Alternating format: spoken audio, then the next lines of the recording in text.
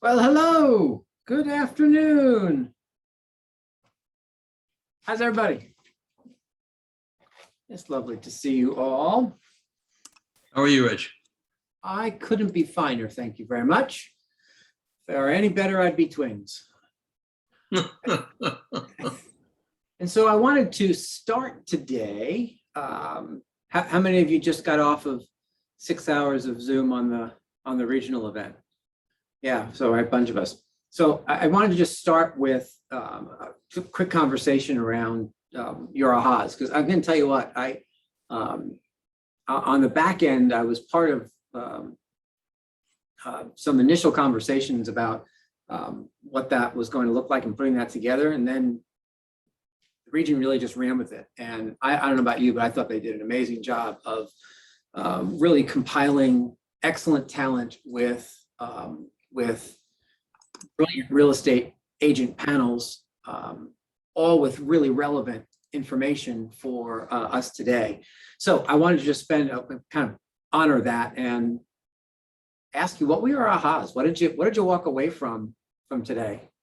I think I have 900 pages of notes, so I have to distill my my ahas at this point. But what did you walk away with today? What kind of smacked you upside the head and said, "Oh, yeah, that. Who'd you like? Who would you listen to more of?" Hi. Hi, Julie. I listened to the generating leads through social media because that's one of my strategies. So I learned a lot about what kind of posts to make and that I have to post at least once a day, which I didn't know before.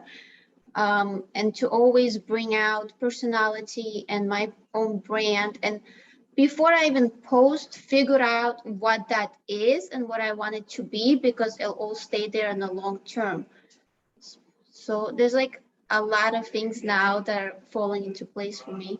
I love that. I love that. Yeah, that was some really great information, right? And what else?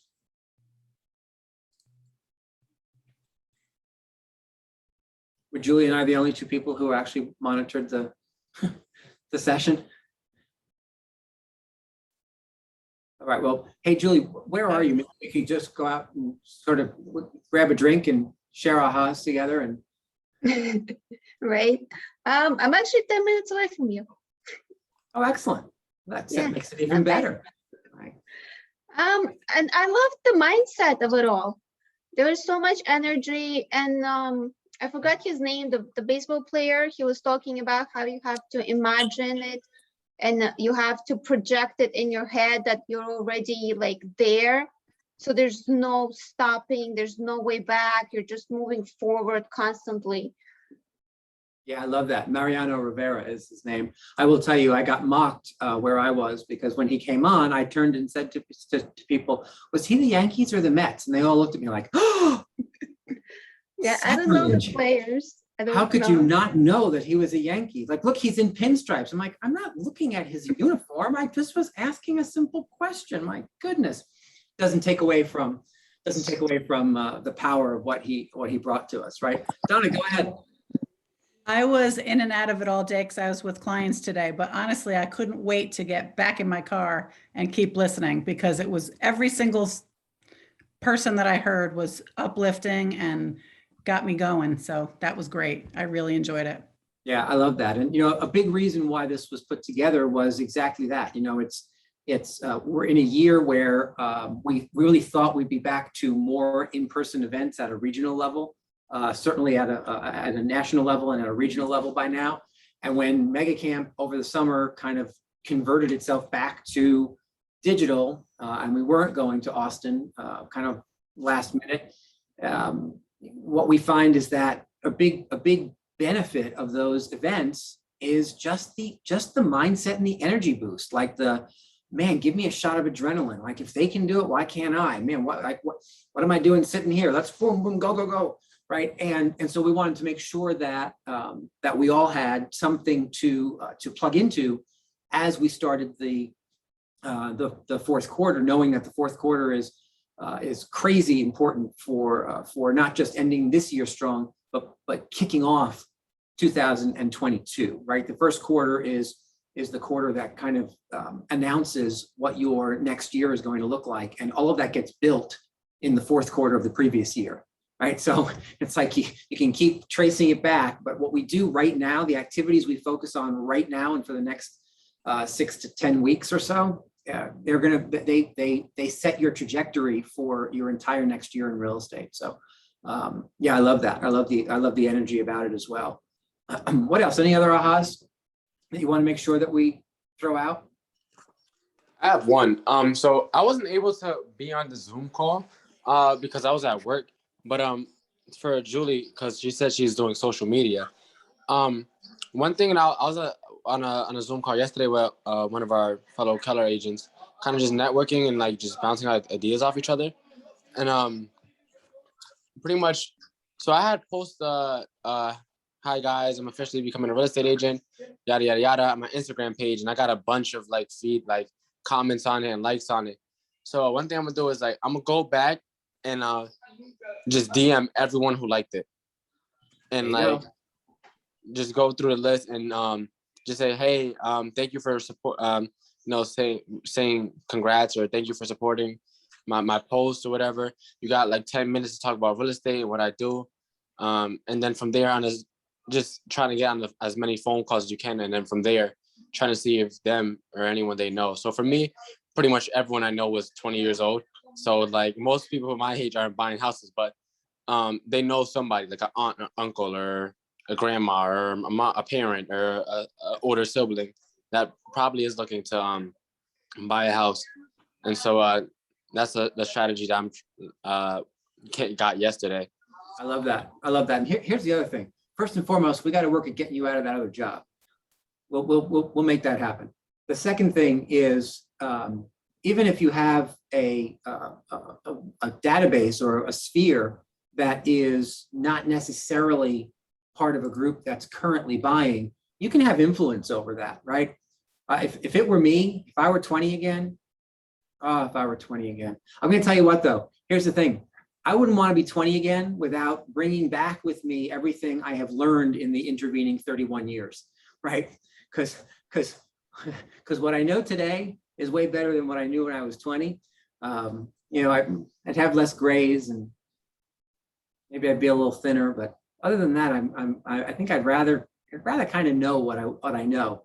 But that's not to say that what you know, John, isn't enough. It's just 31 extra years of life brings you more stuff, right? But here's my point.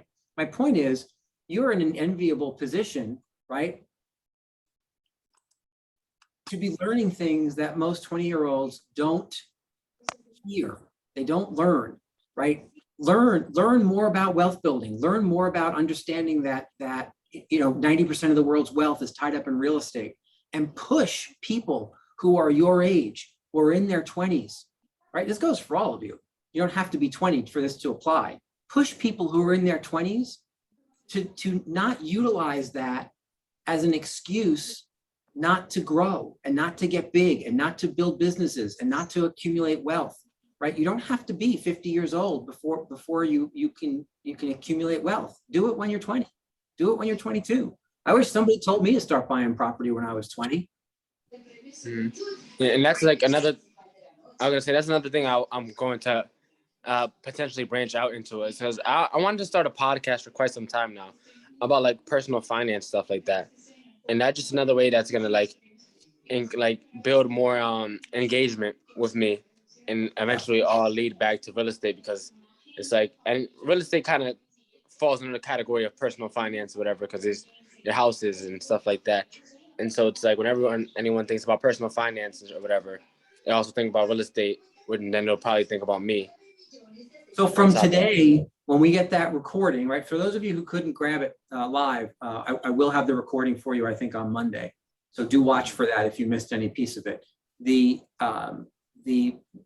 piece with Adam Hergenrother and the piece with Noah Ostroff, awesome for kind of getting your head right about going big, wealth accumulation, what you need, how you use it, those kind of things. The other thing I can encourage each of you to do is listen to season, I don't remember if it was 4 or 5. Donna, was it 4 or 5 on Think Like a CEO? 5. Season 5 of Gary Keller's podcast, Think Like a CEO. It was all about wealth building. And there was not one, I think there's 5 episodes plus a bonus. Every single one of them was, each one was better than the last, to really get your head right and to talk strategies about wealth building. So any other ahas from what you guys experienced today on that regional event?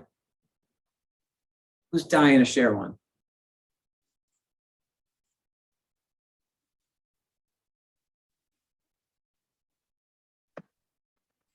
Rick, I had one. Yeah.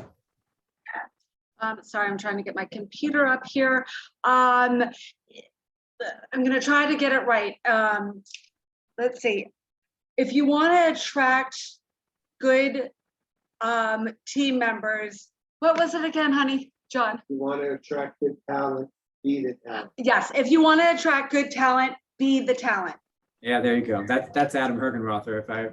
Yeah, it was great. It just so was such a perfect little aha. Yeah. And I will say that because we can't see John, I really thought you were calling me honey. I was so titillated by that, but we'll leave that for you, John. He can't be on because then we'd have a weird echo, so he has to hear it through me. But here he is. Hello. Hello. Good to see you. Yeah, so clearly he was listening as well. But after he said that, I turned to John. I said, "Oh my God, that just really, it was inspiring. I learned, I got a lot from that one little sentence." Yeah. I loved Dan Clark, who kind of closed the whole session, who's the author of The Art of Significance. He said 2 things that I just want to throw out to you. There's a difference between someone being attracted to you versus someone being attracted to what you do. And I got to tell you that was really, to me, profound, because we're all real estate licensees, and what have we spent the last couple of weeks talking about? Right? We keep talking about, capturing mind share, setting yourself apart, being the one, not being just a part of the crowd, being willing to do the things that others are not willing to do, right? It all comes with a willingness. I loved yesterday when James Shaw interviewed, how many of you were on the 1 o'clock, 12 weeks of listings thing? So and again, right? So I know we do 79,000 things a day in this organization. And I know that it's sometimes hard to plug into to all of it. And yet, what I would encourage you, especially if you're newer in your career, be on as much as you possibly can, because you just like a child learning a new language, just suck up as much information as you possibly can, because you'll be surprised how all of a sudden it all start kind of dropping in when you need and want it, right? You just start filling all these buckets in your brain that you didn't even know you had to fill, right? And the luxury listing person from up in Toronto, Canada, she's taken, I think it's been 30 or more listings over $1 million so far this year, right? In Toronto, Canada. She's not in Beverly Hills. She's in Toronto. And what was so fascinating to me about her was when James asked her how she did that, she pretty much talked about setting a foundation of being the woman who walked neighborhoods and knocked on doors to meet people in January, February, and March in Toronto. And so what struck me about that was it's so easy to say, boy, isn't she lucky? She took $30 million listings. No, she's not lucky. Successful people are willing to do the things that unsuccessful people are not. She was willing to walk a neighborhood of $1 million homes, right? That's the first thing that struck me, because how many of you who live and work in Fairfield County have this mindset of, well, the $1 million people, they would never answer the door. I could do that to the $300,000 people, but not the $1 million people, right? And she just proves that wrong. Because here's what I've learned. People are people are people are people. It doesn't matter how much their house is worth or how much money they have, whether you see it or not. Right? I can tell you most of the millionaires I know do not live in multi-million-dollar homes. And so recognize that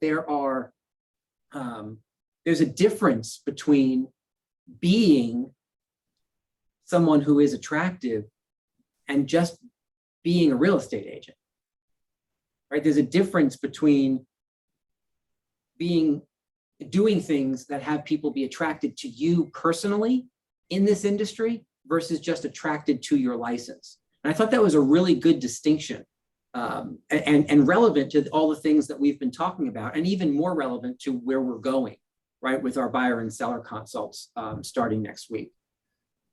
Donna, what else? So I just wanted to echo what you said about just showing up and being there, because it kind of drops in. Immersion is an amazing tool. And, you know, that's why I come back to Ignite every single time. Mhm. And literally the words just kind of fall out of my mouth. Now I do practice and all that kind of stuff, but just being in the room, even if you don't say anything at all, just listening, it just starts to seep into your psyche, and it's wonderful. And Irene Kazansky, that's her name up in Toronto. She's Yes. on the 8 o'clock call every single morning. And then she does script and role play practice. There you go. Then she goes and lists $30 million houses. in Exactly. 8 months, right? Nicest person in the world. You can ask her anything. Love it, love it, love it, love it. You know, it's funny, my son took 4 years of French prior to his senior year. And, you know, he did well. He was a smart kid. He could speak it sort of. But the last year, his senior year, he took AP French. And AP French is an immersion course, right? There's no English. There's not a word of English in a book. There's not a word of English spoken in the classroom. If you speak to your friend in English, like once you step over the threshold in the classroom, you like negative points on your next test. I mean, it was like hardcore immersion French. And he came home from the first day and he's like, Dad, like I thought I was doing really good in French, but this immersion thing, I'm gonna tell you what, after about 3 or 4 weeks,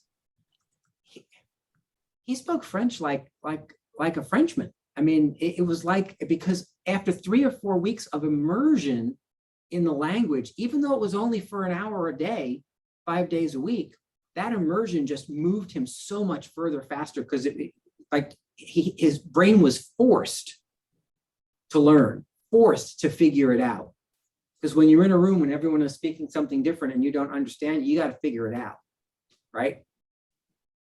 Real estate, building a business, real estate, it's all kind of the same. It's learning a new language and then growing in confidence to be able not just to listen to it and understand it, but then to speak it. You have to be able to speak the language out loud.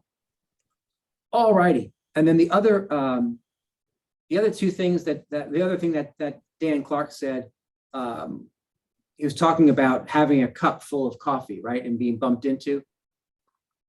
Well, if you get bumped into and you have a cup full of coffee, you can only spill coffee. You can't spill tea if your cup is full of coffee. And so his whole point was you can only spill what's in your cup. So what are you filling your cup with? I wrote that down twice. I'm like, yeah, that's a really good question, right? What are you filling your cup with? Because you can only spill what's in it. Is it fear and you know, financial worry and like what's in your cup, or is it that other side? Is it the abundance version, right? Is it gratitude? Is it excitement? Is it passion for what you do? Is it excitement to learn and grow and do and all that stuff, right? Yeah. All right. Any other ahas from today? Yeah. Is it real estate knowledge? Good point. Oh, and I'm so glad that you thought he was a Met too, Christine. I just opened my my chat. I'm glad I'm not the only one who didn't know he was a Yankee, or at least remember he was. Hasn't he been retired for like a decade or more? You're killing me. You're killing me. Okay, sorry. Let's move on from that. The man's only in the Baseball Hall of Fame, but that's okay. We'll move on. Well, I knew he was a baseball player. I just, Okay. Don't make it worse. Thank you, Christine. Had you asked me about Rafa Nadal, I could have told you. There you go. All right. So without any further ahas, I encourage you again, if you did not plug into that today, watch for the recording on Monday. And here's the reality with recordings, especially recordings that are 6 hours long. You won't sit down and spend the day like if you did it today, you spent the day. And yet, I do encourage you, break it up into small chunks, break it up into an hour here, an hour there, and spend next week before it gets away from you and catch up on all that information, because it was really great information. I think that as someone who's been around this organization for almost 2 decades, sometimes the info kind of ebbs and flows, and it's like, oh, perfect time to go and grab a sandwich or do whatnot. Today, I didn't want to leave any of it. Right, it was all that good all day long. So do plug into it. I highly encourage that. Ahas from yesterday. So we finished yesterday. We had a conversation around geographic farming. We had a conversation around old expireds. We had a conversation around social media. We had a conversation around something else that I cannot remember at the present. Oh, we started to have a conversation about agent-to-agent referrals. Questions, comments, or concerns about anything we covered yesterday?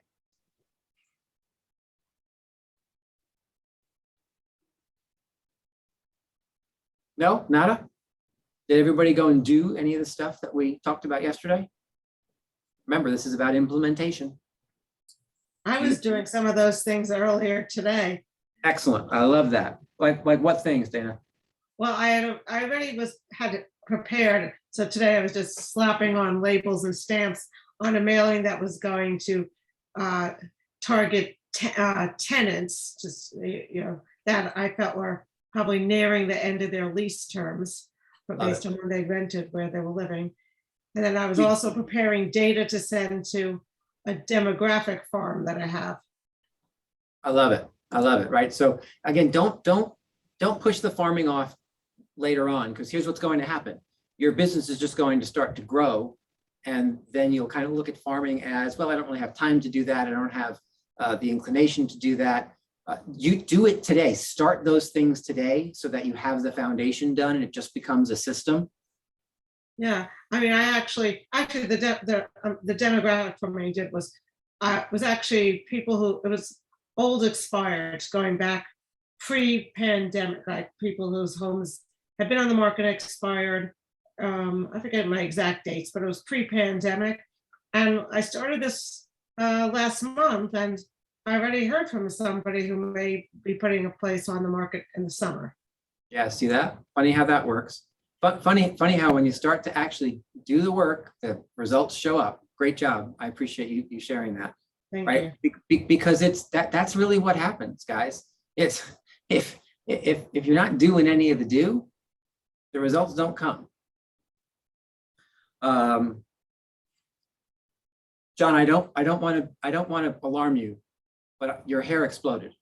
Are you aware? I just noticed, and I want to make sure that you're aware, but your hair did explode. I'm fully aware. Okay, good. Looking good, my friend. Looking good.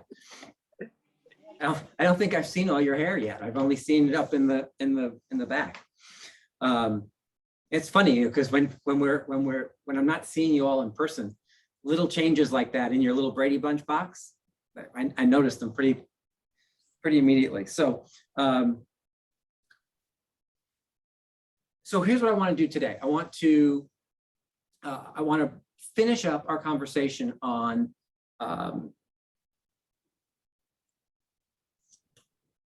agent-to-agent referral network. I want to just give you another idea about building one. You can do this via phone. You can do this via email. You can do this via social media. We had a lot of really good ideas yesterday. I want you to utilize them as well. But like finding and setting up a farm to systematically reach out to people that you don't know, I encourage building this taking these steps that I'm about to run you through, I encourage you doing them now, right? If you're launching or relaunching your career, you have the time to do this right now. Even if you think you don't, you do. You have the time to do this right now. Set aside some time. Remember that in our calendar conversation, we talked about an hour set aside 2 afternoons a week. Well, for the next couple of weeks, you could use that time that you've set aside to handle what I'm about to offer to you. And the idea is this: what could you do? What results could you see if you had 300 real estate agents from around the country who thought of you when they had inbound to Connecticut referrals? Right? Most of you on this call don't have that kind of a database. And the idea of building it is actually simpler and faster than you might think. So let me give you an idea. Let me give you a thought. The first thing I want you to do is I want you to get a map of the United States. And I want you to look at that map and circle the 30 primary markets across the country. Start in the Pacific Northwest, start in Seattle, circle Seattle, then go down to Portland. Keep going south, maybe Sacramento. That's probably a secondary market. Maybe San Francisco, LA, San Diego, right? Then you're going to move east, Phoenix, Denver, Salt Lake City, Boise. You can maybe skip Helena, Montana. We'll come back to Helena. Right, so I want you to find 30 major markets. We're going to come back and do secondary and tertiary markets, but 30 major markets. It gets harder it gets easier as you move east, right? Harder in the Midwest, but find those 30 major markets and just circle. And then I want you to go and use some aggregator site. Yes, I'm talking about something like Zillow or Realtor.com, right? Because you can get the information faster. Or if you don't want to do that and you want to stay in brand, you can certainly use the KW referral network. Right, either or. And what you want to do is you want to locate the top 3 listing agents in each of those major markets. Top 3 listing agents in each of those major markets. If you're looking for referral partners, why would you search for listing agents?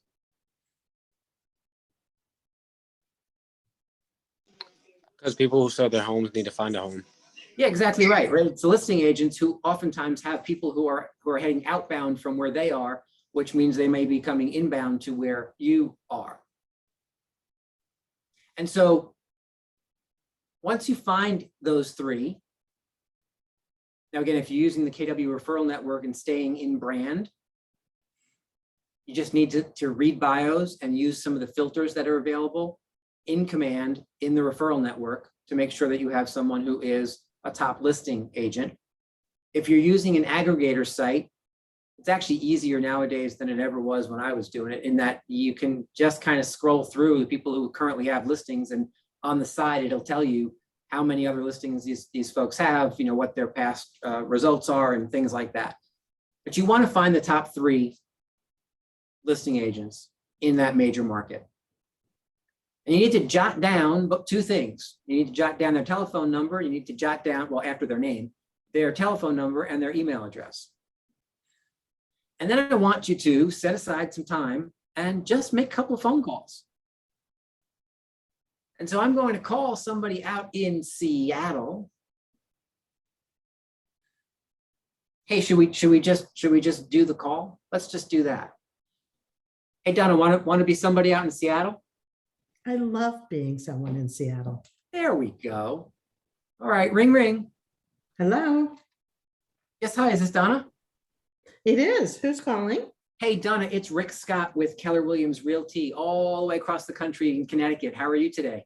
I'm great, Rick. How are you? What can I do for you? I am spectacular. Thank you so much for asking. Hey, listen, I am in process of expanding my referral network, and I couldn't help but notice that you are one of the top listing agents in Seattle, and looks like you're having a killer of a year. Well, thank you for noticing. Yeah, how are things out in Seattle? Business is good? Yeah, I'm sure you have the same thing going on where you are. We do indeed. We do indeed.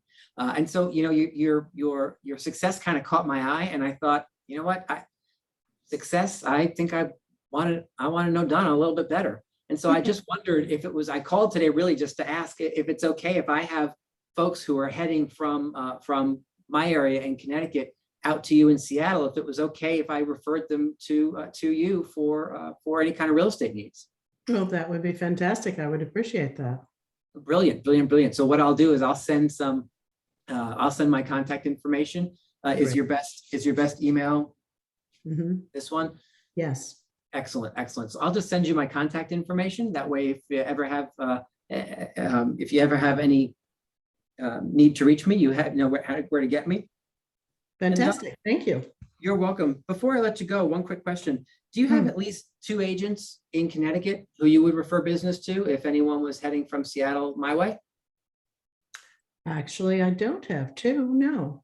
Oh, I am so glad I called. Could I raise my hand and apply for that job while we're at it? Absolutely. Why not? Awesome, awesome, awesome. So you know what? My email to you will kind of be double duty. It'll remind you of who I am, but also give you my contact info so that I could be in your database as an outbound referral source as well. That'd be super. What part of Connecticut are you in? I'm physically located in southwestern Connecticut, and yet have team members who can really serve the entire state. So anybody, you know, we're not a state like Washington. We're an itty bitty little state over here. So our arms reach further.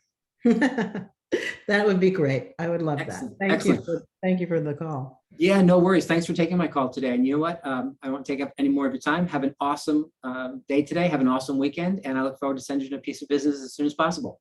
Thank you so much. Hey, bye-bye. Bye. All right, so quick question. Is that a hard call to make? Easy, right? Easy peasy, lemon squeezy. Let me ask you this. Does anybody say, no, please don't send me any business when you ask if you can send them business? Not in my experience. Nobody says, you know what, thank you for the call, but I am really all full up on business coming my way. Call me next year. Maybe next year I'll be able to fit you in somewhere. Nobody says that, right? Which is why it's such a powerful phone call. Notice that I offered Donna outbound business before I asked her for anything. Did you hear that? Right? She was already bought into me and the whole concept of being in business with me, because I didn't call and say, hey, I'm looking for you to send me people. I called and said, hey, first of all, I called and did what? All real estate agents love flattery, right?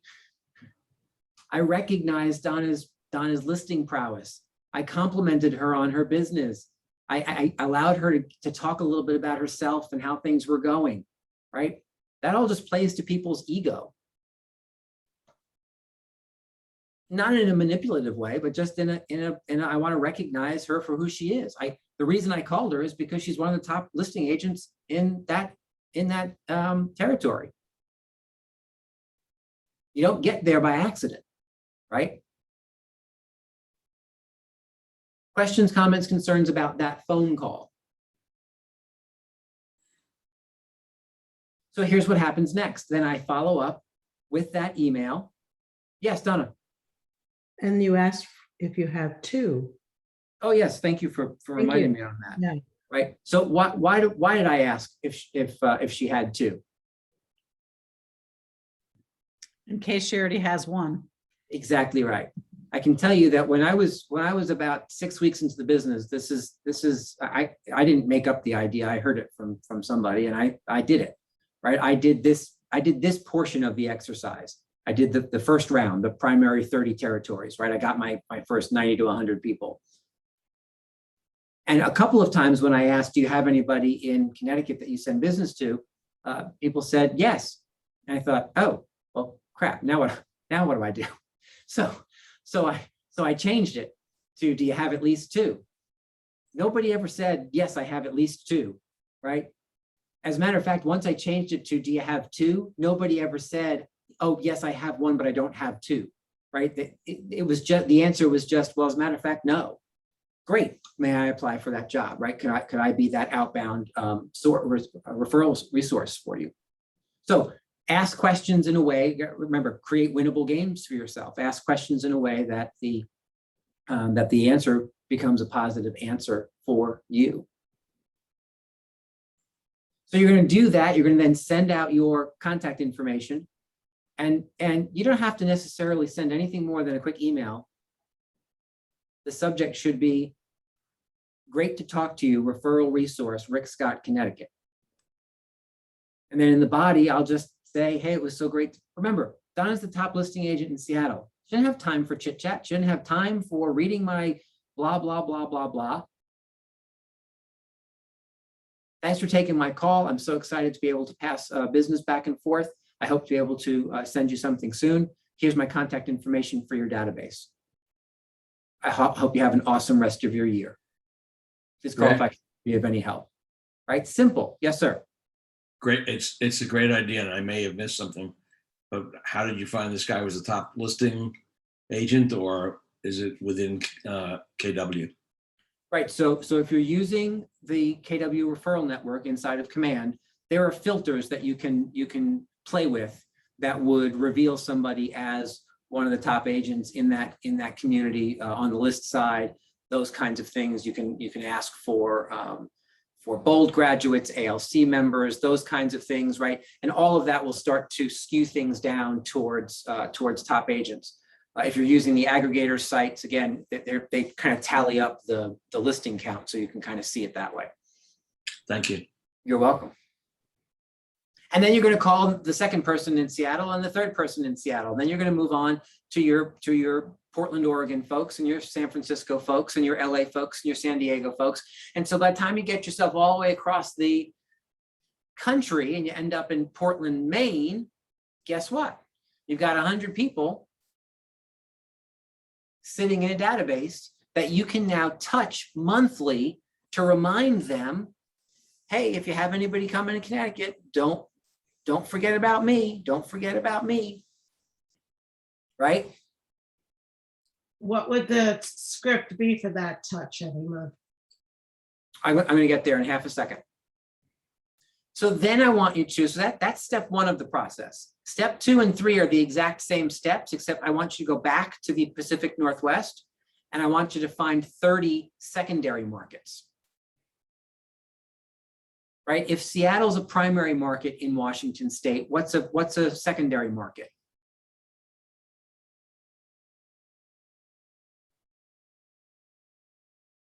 Maybe Spokane, right? Maybe Olympia, right? Maybe one of those two things. In Oregon, if Portland is a primary market, what's a secondary market? Salem, maybe? Maybe Salem, maybe Eugene, right? In California, what's a secondary market? Perhaps Sacramento, perhaps Palm Springs or San Jose, right? So you're going to go through and just look at, okay, well, what are the next kind of biggest cities that might have more activity? And then you're going to do it again with the calls. Then you're going to go back and do the tertiary markets. So again, what's that next? So you've got 100 markets circled now. You're going to start covering most of the United States, right? The other thing to remember is you have some analytics that you can check out. I think this might have been mentioned yesterday. And if not, I'll mention it now, right? Go to Google, go to the KW referral network, and you can ask both of those systems, hey, who's moving to Connecticut from where, right? Or from where are people moving to Connecticut? There's some trackers out there. The referral network has tracking systems based on information that's fed to it, and the Google will pass you to sites and/or just Google itself to give you some of that information. And so maybe what you find is that in the last 12 to 24 months, Dallas has been a huge feeder city to Connecticut, or at least the New York tri-state, right? You may have to broaden it to the New York tri-state. So if it were me, then all of a sudden you have, well, maybe I'm not just doing the top 3 in Dallas Fort Worth. Maybe I'll do 6 in Dallas Fort Worth, because they've been feeding buyers and sellers to Connecticut. So back this up with some strategy, with some research, and see where people might be moving from, and then start perhaps doubling up on referral opportunities there. P.S. Just as an aside, the other thing that you can do once you have those analytics, that data about where people are coming from, you could start running targeted Facebook ads in the Dallas-Fort Worth area, marketing and advertising yourself as a Connecticut real estate specialist, right? Moving to the Northeast, call me today for all things Connecticut. If you know that there's people who are living in the Dallas-Fort Worth area, and that's a feeder city to an area you specialize in, you could start target marketing down there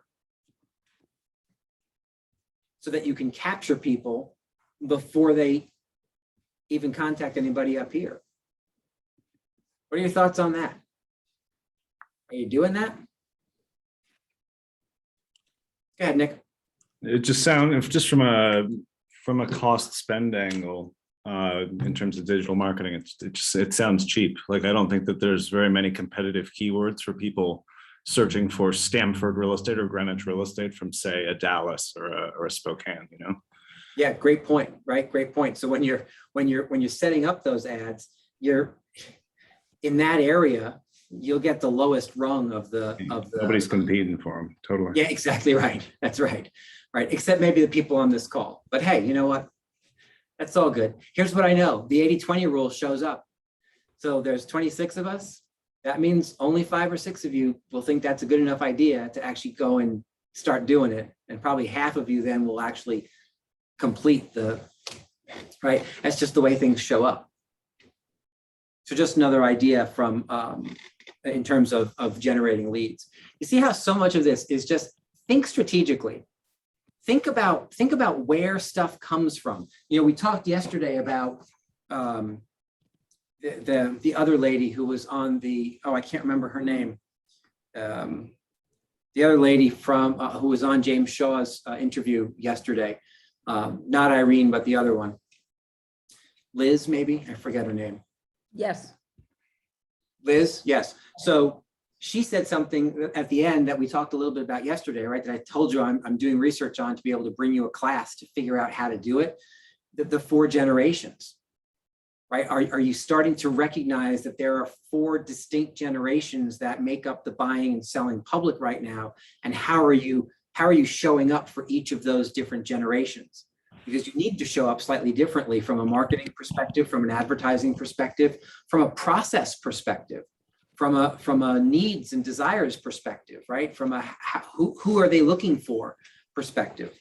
And that's the millennials, Gen Xers, the baby boomers, and the silent generation. So anywho, when you get strategic on the back end, your wheels don't have to spin as much. Right, because now you're targeted. Now you're saying, okay, well, I'm not just going to look for any buyers. I'm going to look for the buyers that are coming from the 3 main areas across the country that are feeding people to the New York tri-state area right now. I'm going to go and figure out where that is. If I knew the answer, I would tell you. I don't know the answer. So, but again, the answers are out there because people are using that information to target. And then you don't have to. If you could get ahead of the Googles and the Zillows and the Realtor.coms by doing things like that, right? What were we talking about yesterday? I think it was the referral fees that are not ending up in our pockets. Well, if everyone did what I just outlined and had at least 100, if you do what I just outlined, you end up with almost 300 real estate agents in a referral network database, and you were touching them once a month. And I am going to give you what you're touching them with once a month in just a second. That alone would create more opportunities for referral fees in realtors' pockets and not aggregators' pockets. If you then started to figure out where people were coming from who were moving here and started doing that marketing and advertising in their home state, in their home city, you're now being the aggregator, right? You're showing up in Texas instead of not showing up in Texas, right? Because the only way you show up in Texas now is through those aggregator sites. If you chose to get out ahead of them and started to market and advertise, they might find you first, and now you're capturing more of the business without having to worry about paying a referral fee, right? So it works both ways. That's how we reclaim our industry, just by the way. In case anyone was interested in what revolution looks like, that's what it looks like. Smiley, happy revolution, but that is revolution, right? So what are you sending? So you've made calls to all these folks, you've had these conversations, it's fun, you build this database, you put them all in command, you tag them all as referral sources, and then what do? Well, you set them up on a drip that goes out once a month, because more than once a month is annoying, right, to your fellow realtors. To your database, yes, 36 times a year, but please don't 36 touch your fellow realtors. It's the perfect way to be like, okay, opt out, no more. I'll find someone else in Connecticut. You know what? I don't have a lot of people going there anyway. Like you start to get on lists you don't want to be on. And what you send is something very, very simple. Please don't send your staging tips, right? Please don't send market updates, because Donna in Seattle, for all intents and purposes, she doesn't care what's going on here. That's why she has referral partners. And again, the people that you've chosen are top agents in their communities. They don't have time to read your stuff. So my suggestion is make sure that the subject line accomplishes what you needed to accomplish. And what I mean by that is the email comes from your name, right? So if you have something else masking your name on your emails, change that. It's got to come from your name. People need to see your name. And then the subject line needs to say, happy fall from Rick Scott, your referral resource in Connecticut, right? It needs to say my name, my state, and the word referral. And you can mix and match. You can say happy Thanksgiving from Connecticut, from Rick Scott, your referral resource, right? But I wanted it to have your name, and I want it to have your state, and I want it to have the word referral in it.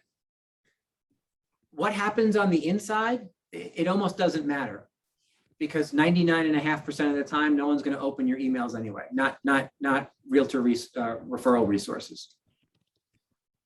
What I used to do is just simply say, hi, hope business is booming.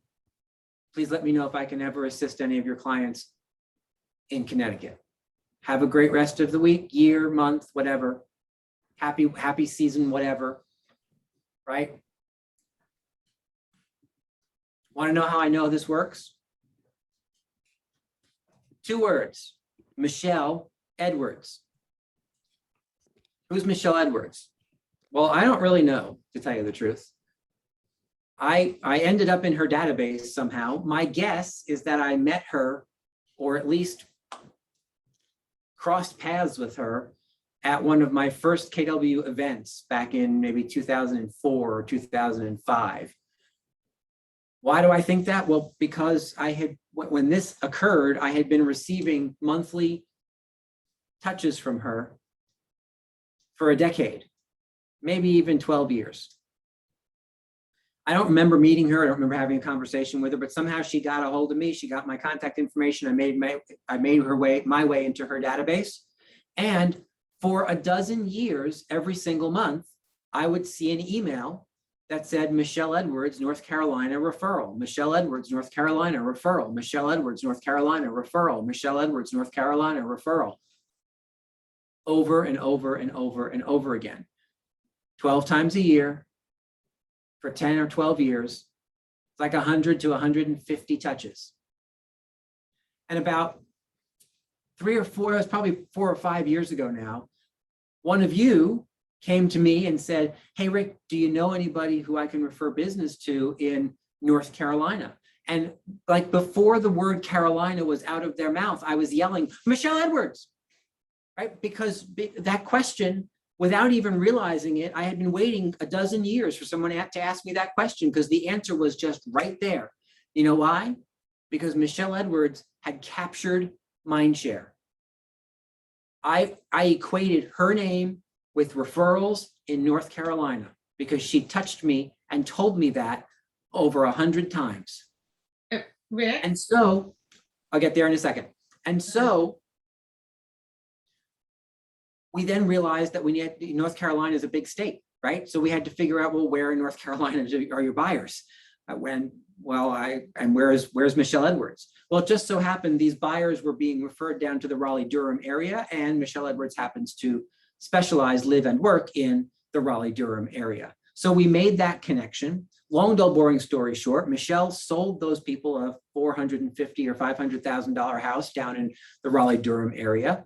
Our agent got paid, right? Because I only get paid when you get paid. When our agent got paid, then I got paid, right? So you see how all that works. And Michelle Edwards contributed to her year 12 years after meeting me. 12 years. And I'm not making this story up, right? Well, what's cool about it is that I don't have to make it up. That's just what happened. Everybody got to make money because Michelle was smart enough to get my contact information once she had met me, regardless of whether we didn't go have dinner, we weren't dating. It was very short, whatever, in line, or maybe I sat next to her in a class at family reunion or something. And then she touched me over and over again into 100 to 150 times, right? Make sense? Dana, question. I think you answered my first part, which I guess I missed the beginning when you said that you had met her. What did you ever open her emails and see what was in them? Like, I was wondering what she sent to you. Yeah, so that's a great question. The answer is no. I don't remember once opening. I mean, maybe I did over a dozen years one time, but again, she was smart enough to have the subject have North Carolina, her name, and the word referral in it. And so it didn't really much matter what was in the emails. Trust me when I tell you, we make way too much out of what we're sending people, whether it's our database or referral resources across the country. Guys, your open rate is minuscule. Minuscule. Don't spend a ton of time making sure it's brilliant, making sure it's gorgeous, making sure it says all the right things and it's all specific and unique to you and your area and your business. It's a waste of time. Trust me, I've wasted that time before.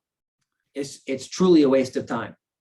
Do you think like seasons and holidays would just be good, trivial non-events to reach out and just be like, hey, happy whatever it is, you know? It's the path that I took, Nick, right? Because every single month there's some version of some secular holiday, right? And so I just took advantage of that. It was Happy New Year's, Happy Valentine's Day, right? March was Happy Spring. April was Happy whatever we do in April, right? You just have to find something. What do we do in April? Happy April Fool's Day? I don't know. Earth Day. Yeah, well, there you go. Right. So again, don't make it hard. And what I encourage you to do is listen to this opportunity and take advantage of it. I will be honest, in all transparency, I only got as far as the 30 primary markets. I did build that database, and then my business started to grow from a lot of the other stories I told you, right? My newsletter got those things that I told you about yesterday, right? I took it for sale by owner in my first couple of months, right? So with all the other things that we've talked about, my business started to show up and start to grow. And frankly, I pulled away from finishing that. I always think to myself, what if I had 200 other people in that database? Over the course of the next 10 years of my business, how much money did I leave on the table? What didn't come my way because I didn't finish that project? So I do encourage you to, if you don't have one, just go build it. If you've been in the business for 50 years and you still don't have one, just go build it. If you've been in the business for 50 minutes, go build it. It's a simple way to start the flow of business. You want to know how to go really big? Here's the secret. It doesn't come from one place. It comes from all places. It comes from referrals from across the country. It comes from referrals in the tri-state area. It comes from referral partners that you have locally who maybe can't or don't want to do a piece of business for whatever reason. It's your connections with commercial agents who aren't going to do residential pieces. And so you know, people always say to me, well, I'm going to do commercial. Are you sure? Do you know how? Do you know that it's a specialty and it's way different than commercial? Can you really serve your client at a high level? But over and above that, why wouldn't you use your commercial opportunity to create a relationship with a commercial agent, pass them business so that if they have a piece of residential business, that they're going to pass it back to you? Right, and I'll tell you why people make that decision to become residential agents in those scenarios. It's because of scarcity and not abundance. It's because it feels and looks like, how could I give away a piece of business? I have to pay my mortgage next month. If you're always looking at the short-term small picture, you're not making great business decisions about the bigger picture. It's about who you're finding in open houses. It's about the expireds that you're communicating with. It's about adding in for sale by owners. It's about all the events that, for any of you who are on the call today, the event today, man, that events panel was amazing.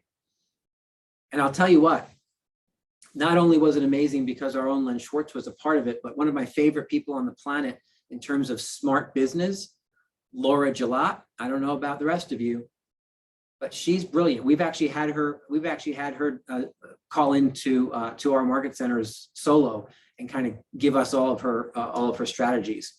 She's one of the nicest people on the planet. And what's cool about her is she dominates at such a massively high level in Lebanon, Oregon, which is about 17,000 people strong. Right, and so for any of you who work north of the Merritt, it is so easy to think, oh, you know what? We live in small town Connecticut, north of the Merritt. All the people down south in the big cities, they have all the opportunity, but you can't grow a big business where I am. Well, guess what? Laura Gelat just shoots that right down. I hear it all the time. Can't build a big business up here. Well, Laura did.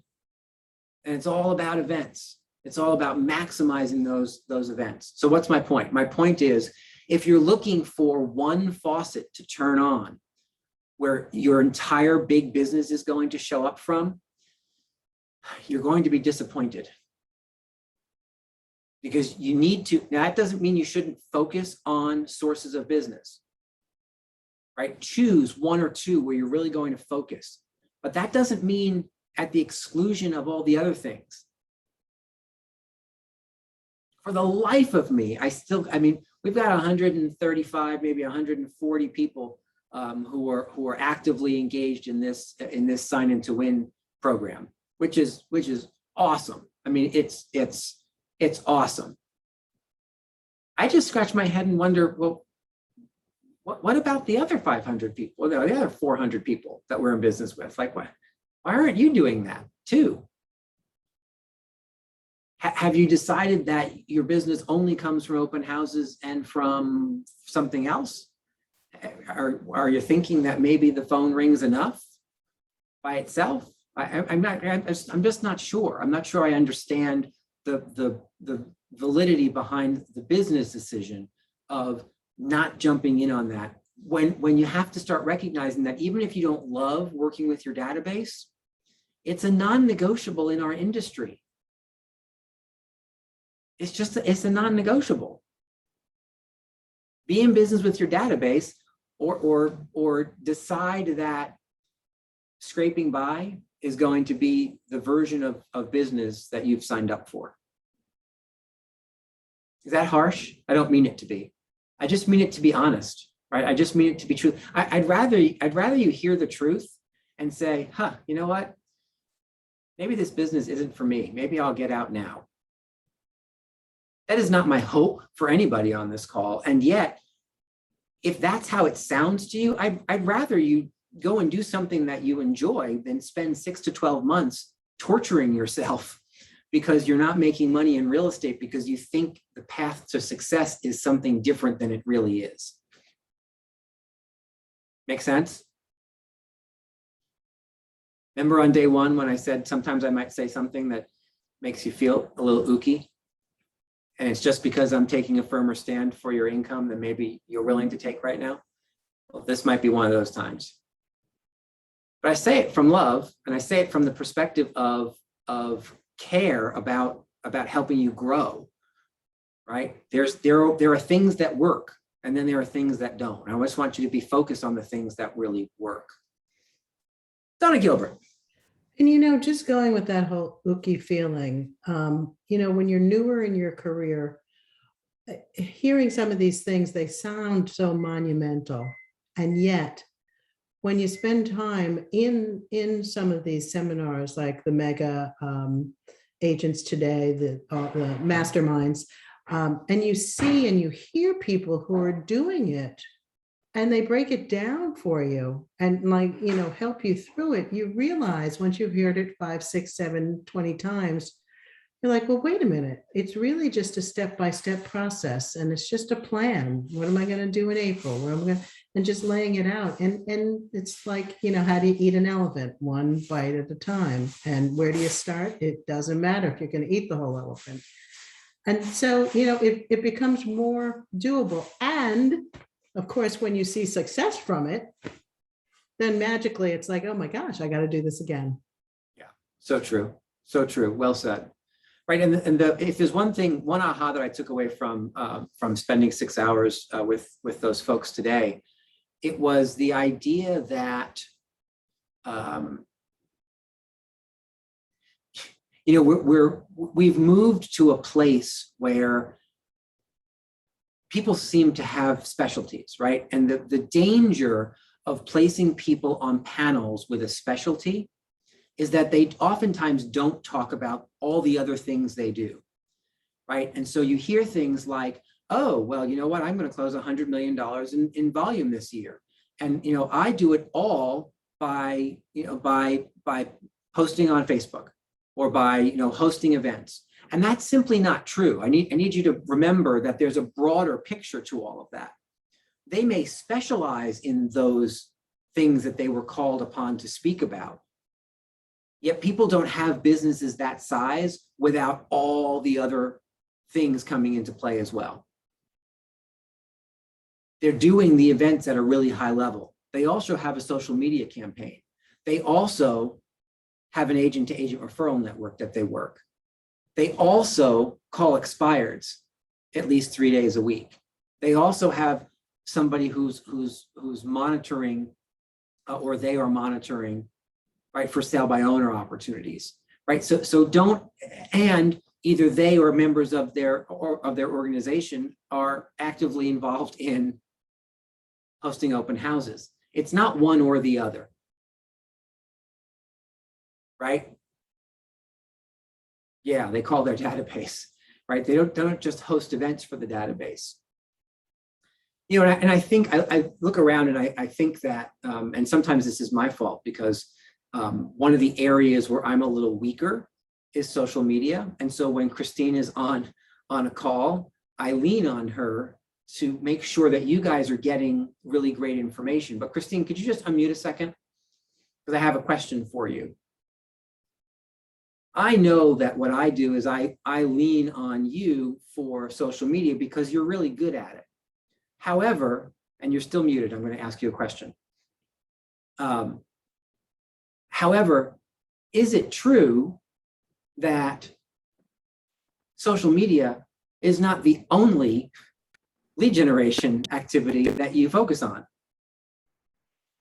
Are you talking to me? I am. Okay, yes. Social media is my main form of lead generation. And I'm really, what's the word that I'm looking for? I can't think of any words today, but I'm really focused on it. And it's my, my main source of lead generation. I have a bunch of, friends that I'm friends with. I have a spreadsheet with all of them in it. I'm deliberate about who I talk to. I scroll through my feed. I just say happy birthday to everybody, pick up the phone and call them based on whatever they've just posted. And I'm very deliberate about it. Right. And so it's your main lead generation source. However, it's not your only lead generation No, source. absolutely not. I do newsletters, I do videos, I do events. It is definitely not my only source. And what I think is kind of cool about the way you've built and run your business is that you allow social media to assist you in all those other avenues, right? Your open house follow-up includes friending people on LinkedIn, right? And connecting social media. Yes. Your events are social media driven and or marketed by social media, right? So there's all those other pieces of your business that you use your strength to support, but it isn't a social media driven business. There's lots of different legs of the stool. You just happen to focus on the main one of social media and let that flow into all of your other sources. Absolutely. Absolutely. Beautiful, beautiful. So thank you for confirming that, right? Because again, My pleasure. Thank you. I know how things start to sound, especially when you see top talented agents talk about one of their specialties. Recognize that big businesses are built from embracing it all and having your hand in a whole bunch of different opportunities. Absolutely. All right. So any questions on any of the sources of business that we have covered?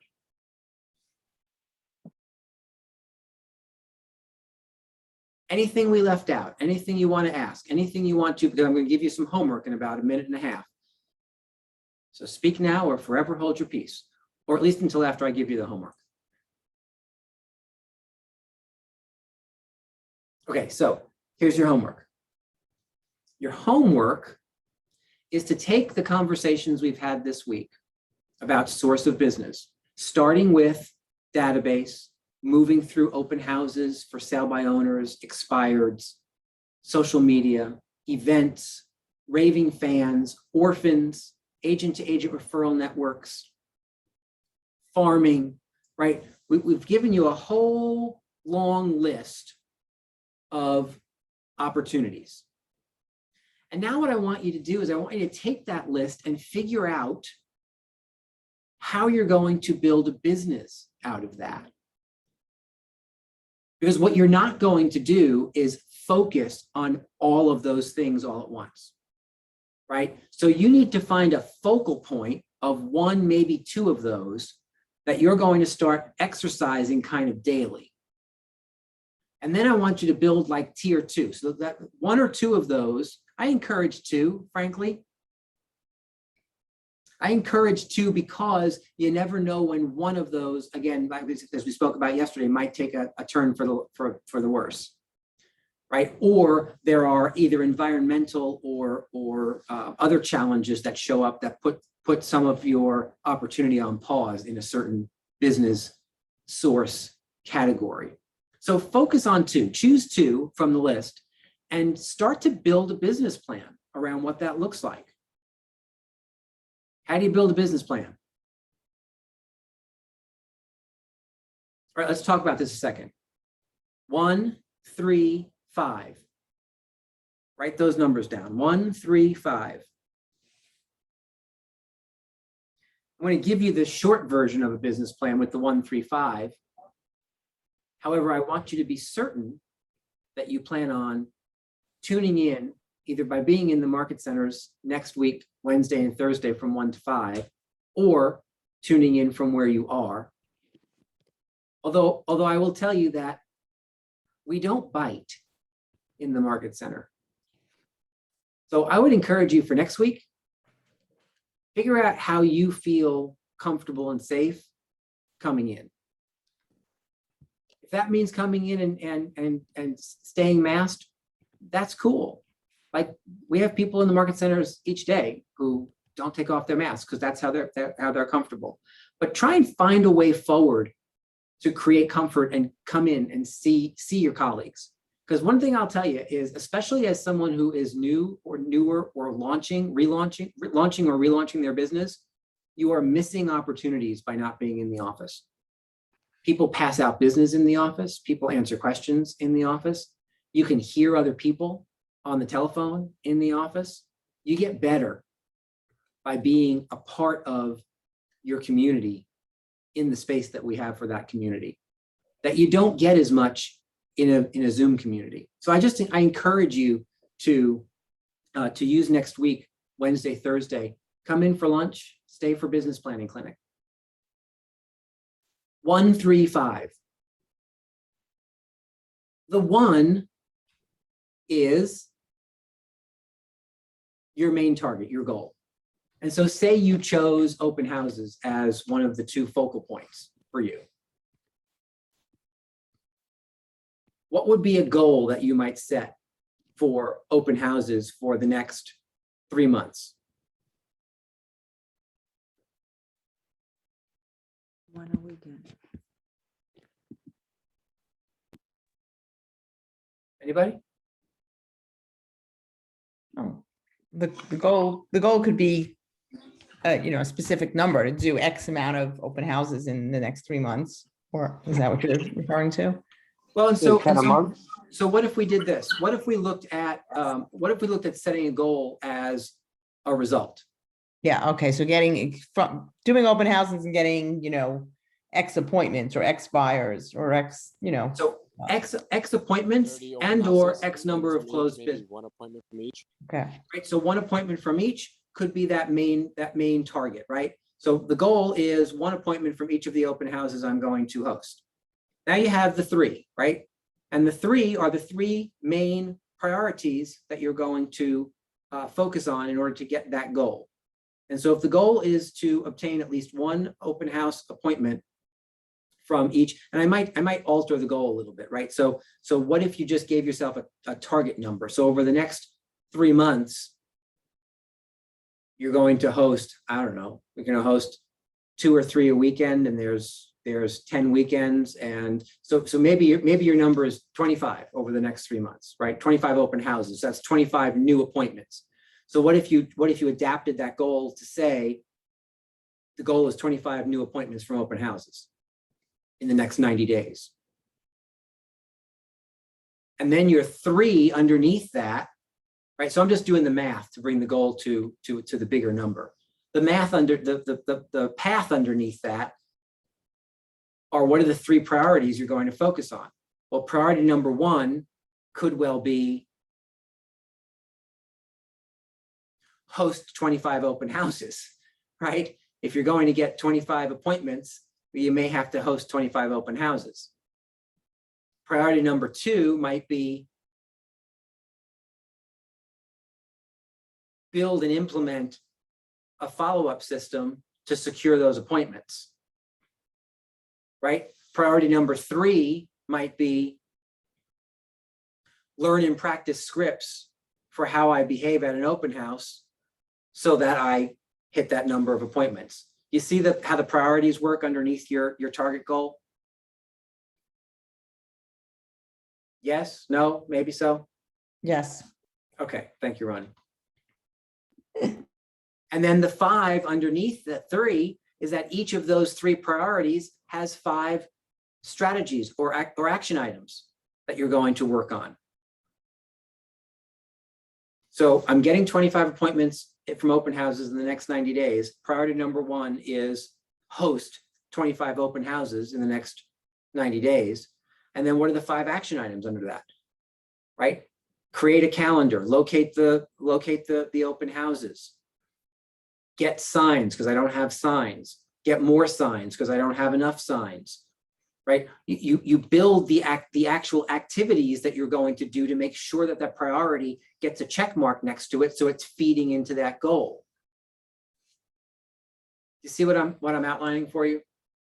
So it's your main target goal, your 3 priorities, and then your 5 strategies underneath each of those 3 priorities, such that you ultimately end up with something that Monday morning you can look at and say, okay, I need to do these things today, tomorrow, Wednesday, Thursday, Friday, Saturday, Sunday, whenever you're working, right? When I'm working, these are the things I'm focused on. These are my activities to make sure my priorities get the checkbox so that I get the result that I'm looking for.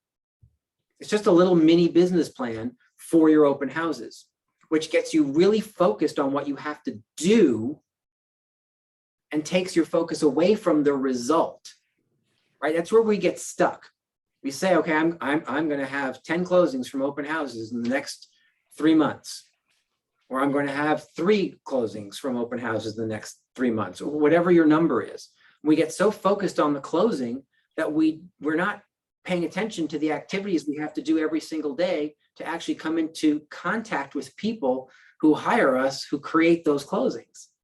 So I want you to focus on the activities, not on the result. You focus on the 5 to make sure the 3 shows up. And when the 3 shows up, guess what? If the 3 show up validly, you've more than not achieved the 1. But you build it 1, 3, 5. You implement it 5, 3, 1. Yes? Questions, comments, concerns? Rick, So can you run, Go ahead, Frank. sorry, can you run by the priorities that you, like examples of the priorities you used in this? You said learn scripts was one and host the actual open houses, and I think I missed one. Yeah, anybody remember what I said? I don't remember what the examples I used. So it was like, He said number 2 is build and implement follow-up from the, obviously build from the 25 open Gotcha. houses. thank you for that. Yeah. Now remember, those might not be your 3 priorities for your open house goal, right? I just gave those as examples. You need to think through, okay, where am I with my open houses? What do I need to focus on? And how does that all kind of filter down for me? And that was just an example. And then you may want to do the same for your database. Now, in previous versions of Ignite, in previous sessions of Ignite, what I've said to you is, look, you don't want to work with your database, then don't. I'm not going to say that this time. What I'm going to say is database is the non-negotiable, right? If you don't have one, because you literally just moved here and don't know a soul, well, then your opportunity is to focus on 2 other sources of business. However, you have to spend your first year building a database of at least 250 people. Right, so if I just described you, right, and as I told you, that was me, I described me, I didn't know a soul. So I focused on open houses and expireds and created a business out of those while I spent the first year building a database. I want you to set that target at 250 people, because I don't want you to forget about that. It's what happens far too often. People they kind of skip down the road of open houses and never quite come back to their database, when database is the non-negotiable in terms of you creating a consistent business. Make sense? Make. So, yes. Hi. Hi. Rick. So I'm one of those situations. So I just moved. I'm from Portugal. I just moved in here. I just had get my papers. Have 6 months. So I do real estate in Portugal for 19 years. Oh wow. And my database base in Portugal. So I have around 3,500 clients, also names. And that is my situation in here is that I don't have database in here. So I get married, of course, I have the family of my husband, and we have a restaurant in White Plains, and we do events. And now what I'm trying to do is I'm trying to get the clients we have to try to introduce my profession, what I'm doing. But this is a little bit hard in the beginning, and because it's a big organizations like MasterCard, Mercedes. So it's a huge companies that is not easy. You can start speak with the assistant or with the seller, the person who's worked there. But the persons who's come to make parties in here, the events, they are the owners, the chairmen. So it's difficult. I get in contact with them and saying, listen, I'm a real estate agent, and I would like asking you if you want to buy or selling a property, or if you know somebody. So I'm in that situation that I don't have any contacts in here, just my husband and the family of him. Mhm. I have a huge database in Portugal for many years. So I'm starting from the beginning. And what I'm doing in here now is I'm writing letters like I used to do in Portugal, letters, introduce myself. I sending mails, like I can have a lot, many. Yeah. I'm gonna send by mail. And I use, because I use the same name like I don't like I use in Portugal, and I'm gonna use the social media like Christine said, and I'm gonna focus in that, for then I can introduce myself to the clients in here. So I will take some months, maybe Yeah, one year. no, 100%. And I love that. I just figured out who you are. So it's lovely to meet you. Nice to meet you. I've heard your name, but we've not met in person. So it's No. lovely to meet you. I have been there twice to try to meet you, but always you are in meetings, so I was not tried. Yes, sorry about that. No, it's Sometimes I'm tricky to get a hold of. But the idea of what Andrea is saying is focus on where you can focus. And the good news, right, is you already know you can move from a very small database to a big database, because you've proven to yourself you've done it already in Portugal. Where in Portugal? in south of Portugal, in Algarve. In the Algarve, okay. And so you already know that you can do it, you can grow it, right? So you just have to, it's like the, do you guys ever see the movie Steel Magnolias? If you've never seen the original Steel Magnolias from 1989, with everybody who's in that, right? Who's in that? Sally Field and Shirley MacLaine and Dolly Parton, and it's a great movie. And there's a line in the towards the end of the movie where Dolly Parton's husband, who's I think played by Sam Shepard, buys her another opportunity for her to expand her hairdressing business, right? And it's like, it's Truvy's West, right? And she says at some point, look, I'm a chain, right? If you built a big business someplace else, whether it was in real estate or not, right? In this case, a business in Portugal, this is just an extension of that business, right? And so just like any other location that you might open, you have to kind of start from scratch and say, okay, well, who's going to be the anchor? Who's going to be the foundation of this business, right? We're doing it ourselves in Westport. We're doing it right now in Newtown, right? We didn't have locations in those areas, and now we have locations in those areas, but we're still trying to find the players that weren't a part of our organization that now would like to be a part of our organization, so that we can grow as big as we've grown in other parts of the county. And sometimes that takes time. Here's my encouragement, however. What I encourage is, as you're building that, recognize that business can come from elsewhere. As Andrea just said, she's doing all these other things to try and attempt to bring business from other places while she's meeting people and growing a database. right? Rely on strangers if you don't have the database. Don't make the mistake of deciding that, well, because I don't have the database, therefore I can't make money in real estate, because that part is untrue, right? And so I'm thrilled to hear that you're reaching out to all the strangers. That's where it's going to come from, right? I told you guys that that's where it came from for me, was strangers for the first year as I built a database.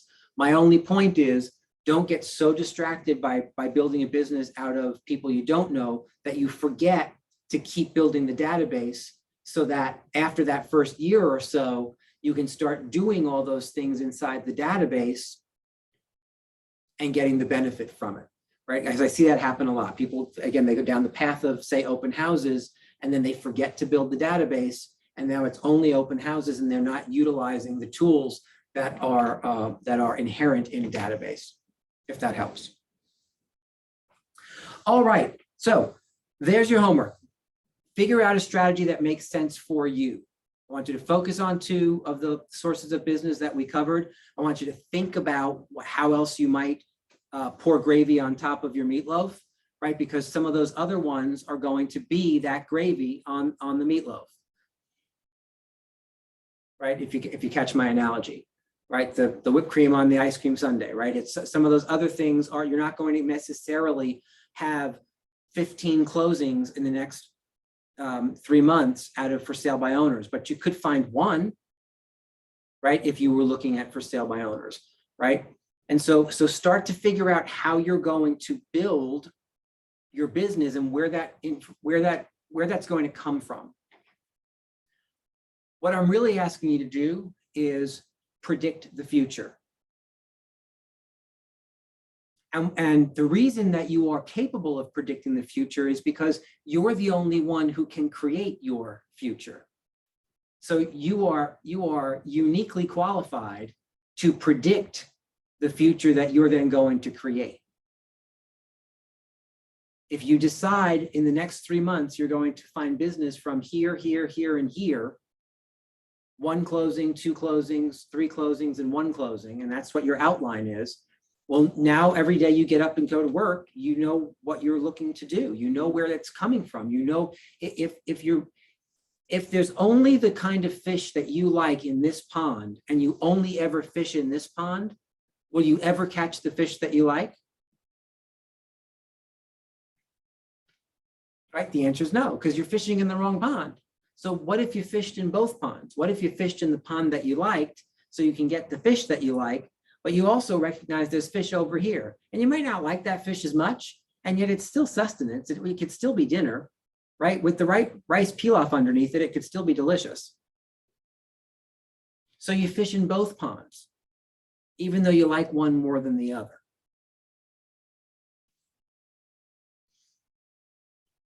So what I'd like you to do is come back on Tuesday with an outline of what your next 90 days looks like. I would encourage each of you to figure out some kind of event. Maybe what you do, if you haven't plugged into the sign in to win, that'll be over at the end of this month, and then we pivot right into pie giveaways, right? Do you have anybody, somebody that might be interested in pies? Maybe you decide to use the pie giveaway in November as your event for the second quarter. Maybe you're going to rewatch the conversation or watch for the first time the conversation that was had earlier today with the panel on events with Laura Gillot and Len Schwartz. Maybe you're going to go to our YouTube channel and rewatch or watch for the first time the session that Len Schwartz did about a month ago on the events that he and Shelley produce. Right? My point is this: you have so many resources available to you. Just go and copy what your colleagues are doing. Don't spend time trying to make it brilliant, fascinating, unique, different. I would just go and rip off and duplicate, right? It's one of the most powerful aspects of being a part of this organization, is that you have people who will share anything with you. in order to help you succeed. No one's telling you half the story. They're telling you 110% of what you'll do, and they'll even hold your hand and help you do it. Take advantage of that, because it's a benefit. And just do the things that your colleagues are doing. The reason they're successful is because they're doing them, right? It's not a big mystery.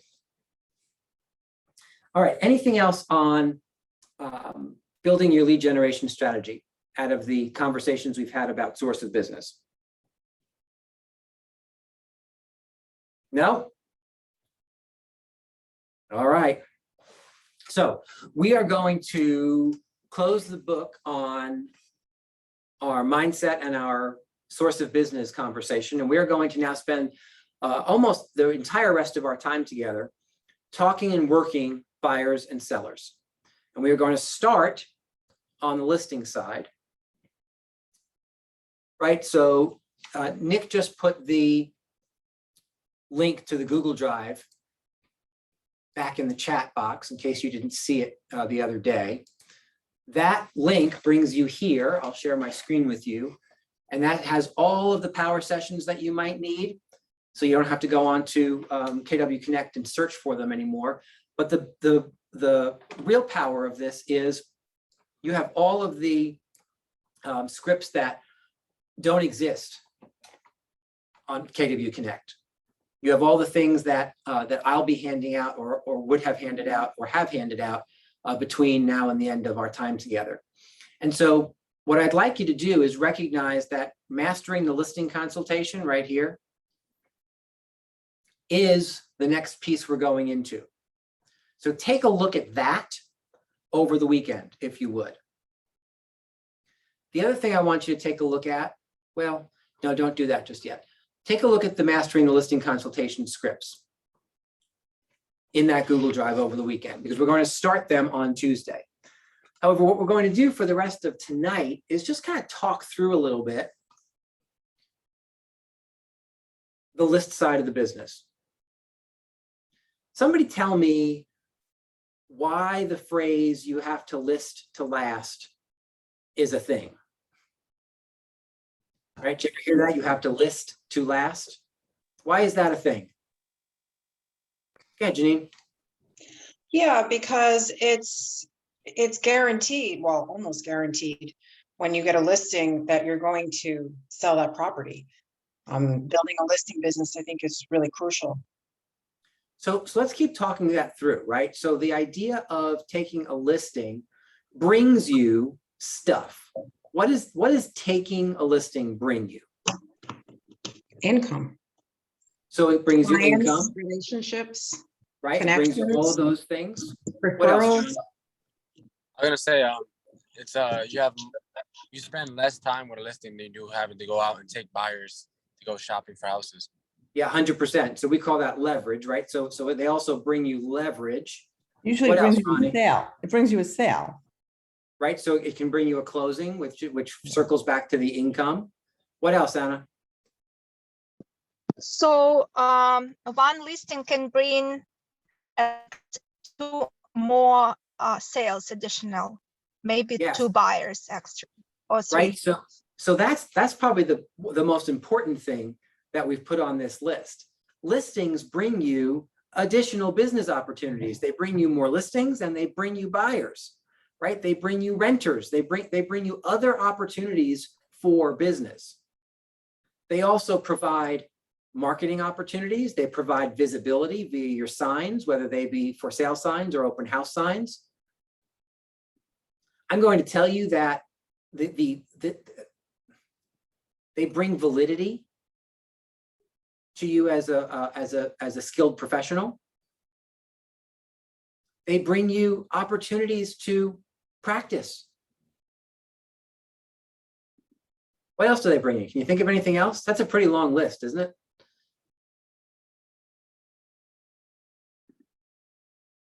Now, I want you to compare that list with the list of things that buyers typically bring us.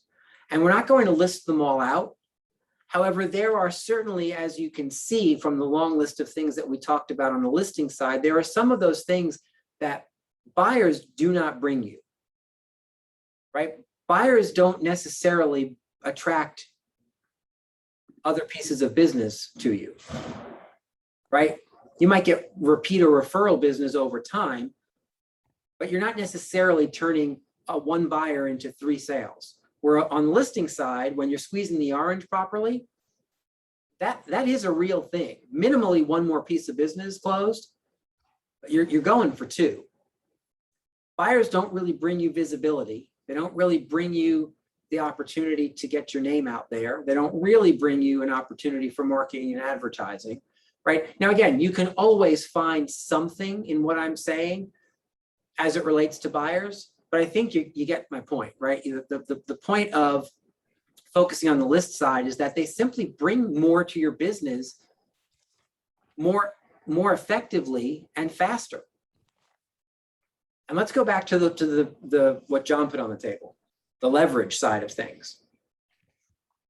How many listings do you think you can handle at any given time as a solo agent, or maybe a solo agent with a little bit of administrative help? What do you think you can how many plates can you spin on the listing side at any given time? Like 15, I think, or 15 to 20. So 15, I like that number at 15, right? Anywhere from 10 to 15, depending on who you are, right? 10 to 15. Once you're hitting the 15 spot, you're probably looking at some administrative help to keep that many plates spinning.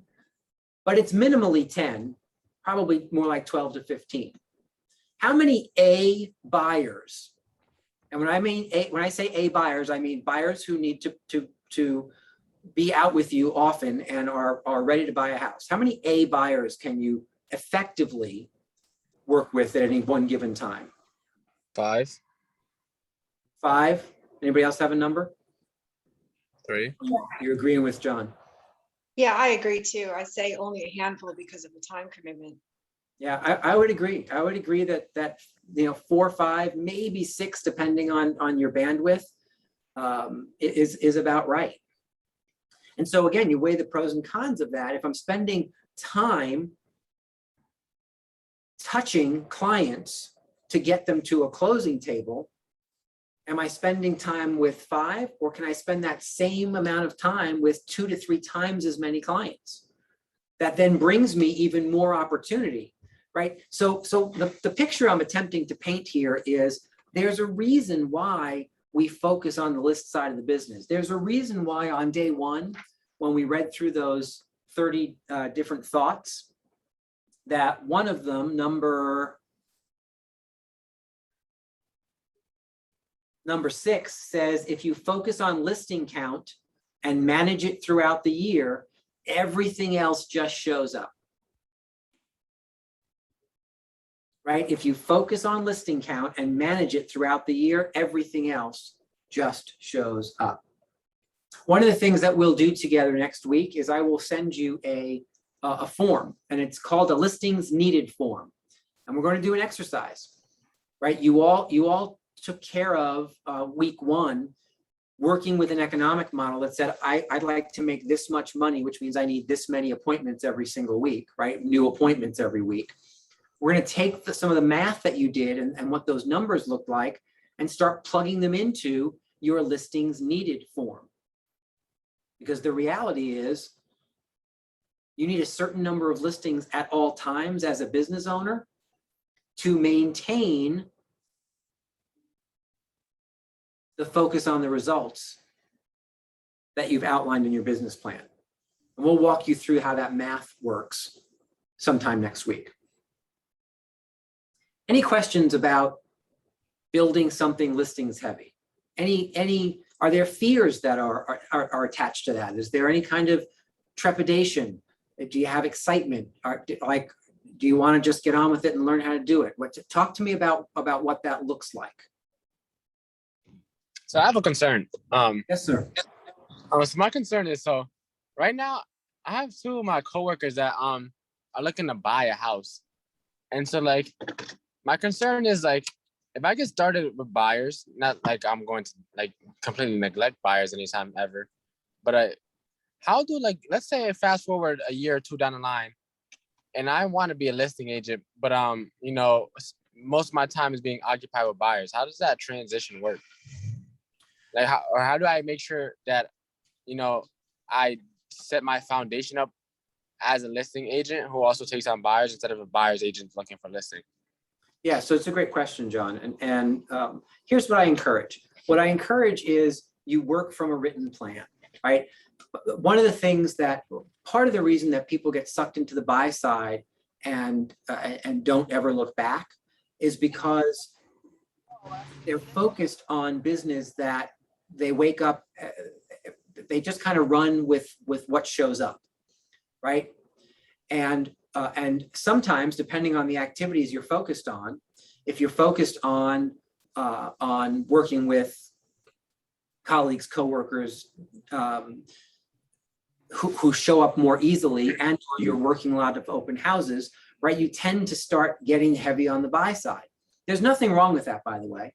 There's nothing wrong with, like, right now, for everybody on this call, I encourage you to find and process every piece of business that you can possibly find. Don't get picky just yet, right? You're going to build a business plan with Gene Rivers next week.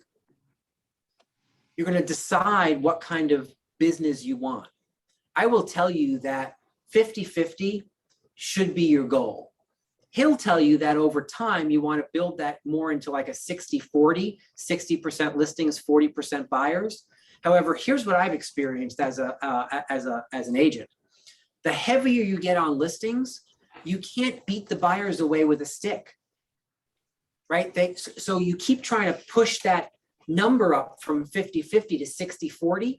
And the more listings you take, the more buyers show up. And so it almost forces that balance of 50-50. Now, if you allow the buyers to just kind of take over, I can tell you that the other way is easier to accomplish. You could go 60-40 or even 70-30 heavy with buyers way faster. 80-20, 90-10. Because listings don't necessarily drop from the sky. If anything is going to, no business really drops from the sky, but if something drops from the sky, it's more likely going to be a buyer, or at least feel like it dropped from the sky, more likely to be a buyer than a listing, right? You have to seek out listings a little bit more on purpose. So here's the answer to John's question. You go and sell as many buyers as want to go buy a house, because your main target right now is to fund your business. You've got to create income so that your business doesn't go out of business. And you're going to do that by saying yes to everyone, right? And then be a smart enough CEO of your business to kind of stand back and say, okay, I'm saying yes to everyone right now because I'm priming the pump of income. I need to make sure that this business, right? If you're going to, well, are you alone in the car, John? I don't want to say something that's inappropriate if you're not alone in the car. Yes, I'm alone. Okay, so if we're going to get you out of that day job, right? I just wanted to make sure you weren't driving with your boss, and I'm saying, let's get you out of the day job, right? So if we're going to get you out of that day job, you need to create income in real estate as fast as possible. You showing up saying, oh, well, I think I won't focus on the buyers, I'm going to go search for listings. That doesn't find you business, doesn't find you income fast.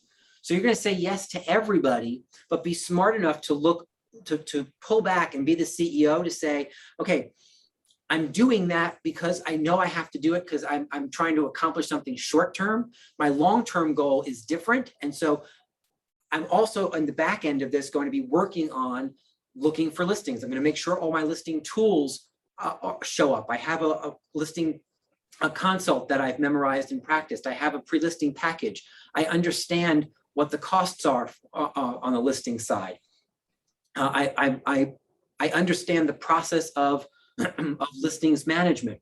I know all of those things so that when that opportunity shows up, I'm not fearful, because that's the other reason that people get stuck on the buy side. They have it in their head that listings are harder. I can tell you they're not. They're not harder. Are they a little different? Yes. They're not harder or easier. They're just a little different. And so people get fearful that they don't know enough to be effective on the listing side, and so they start to pull back. And that's when the buyer heaviness gets out of whack. So say yes to everything right now, but be smart enough to know that the business you're designing also needs to have listings show up. And so build those tools, practice those skills, be on the lookout. Operate from the perspective of lead generation activities that bring both sides to the table, not just the buyer side. If that helps. No, that makes perfect sense. And in terms of that day job, like my manager kind of already knows. She kind of knew for a while now, and but real estate has been on my mind for a while. So like, I already have it set in my mind. As soon as I get one listing or closing, soon, like I'm already done. I'm out the door mentally, at least, but physically, once the first one comes in, I'm out the door. There you go. I love it. Again, if you've told her that, that's great. I just didn't want me to be the one to tell her that prematurely. So, Ronnie, go ahead. Oh, okay. Am I unmuted? Yes. Well, two things. I mean, the one thing just in which is unlike other places, we're classifying them as buyers and listings and buyers and sellers. Your buyer now could be listing, in a year from now or two, whatever. So that's a nice thing that they do switch off at times. Mhm. But my question is, I've had this, with some more than once, where people are like, oh yeah, I was thinking maybe I would sell, but I don't see anything that I'd like. And it's so frustrating because for those who are dependent on selling in order to buy, you wind up in this thing where, well, what you're seeing now is not going to be what's on the market, necessarily when you sell, or in this market, obviously it is closer. But I just find that's the hard thing, is when people think, well, I would sell, but I don't see anything that I like. And obviously we can show them things and show them there is stuff that they like, but I find that a little difficult, because you don't want to start showing them all these things, because one, they can't, goes quicker than they could buy, sell and buy. I don't know if you have any words of wisdom on that.